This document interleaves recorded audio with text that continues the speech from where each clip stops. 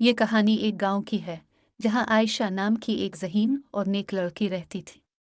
आयशा गांव की सबसे छोटी बच्ची थी, लेकिन इसकी बातों में बड़ी दानाई होती थी। वो हर वक्त अल्लाह की निशानियों पर गौर करती और उनसे सबक हासिल करने की कोशिश करती। आयशा को जानवरों से बहुत मोहब्बत थी। इसके घर के पास एक छोटा सा बाग था जहां मुख्तलिफ परिंदे और खरगोश आते थे।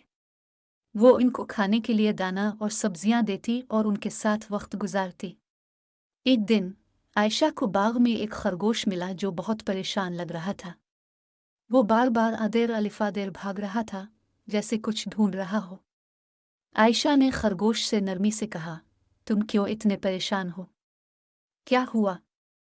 खरगोश ने हैरान होकर आयशा की तरफ देखा और बोला, मेरा नाम भूला है और मैं अपनी गुमशुदा गाजर तलाश कर रहा हूँ। वो गाजर मेरे लिए बहुत खास थी, लेकिन अब वो कहीं नजर नहीं आ रही। आयशा ने मुस्कुराते हुए कहा, फिक्र न करो, हम मिलकर गाजर तलाश करेंगे।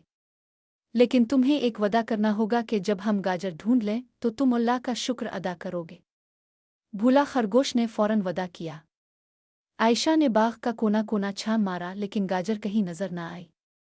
तब आयशा ने भूले से कहा, क्या तुमने गाजर को जमीन में दफन किया था ताकि इसे महफूज रखो? भूले ने सोच कर कहा, हाँ, मैंने ऐसा ही किया था, लेकिन मैं वो जगह भूल गया हूँ। आयशा ने एक छोटा सा बेलचा उठाया और जमीन के नर्म हिस्से खोदने लगी। कुछ देर बाद उन्होंने गाजर को जमीन से निकाल लिया।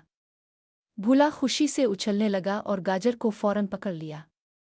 आयशा ने भूले को याद दिलाया, अब तुम्हें अल्लाह का शुक्र अदा करना है, क्योंकि वही है जो हमें मुश्किल वक्त में मदद देता है और हमारी दुआएं सुनता है।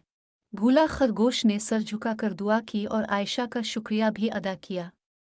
इस दिन भूला ने सीखा कि अल्लाह की नेमतों का शुक्र अदा करना कितना ज़रूरी है। आयशा ने भूले को गाजर के साथ खुश देखकर दिल ही दिल में कहा, अल्लाह हमें भी मुश्किलात में हिम्मत देता है और हमारी दुआएं कबूल करता है। हमें हमेशा उसकी नेमतों का शुक्रगुजार रहना चाहिए।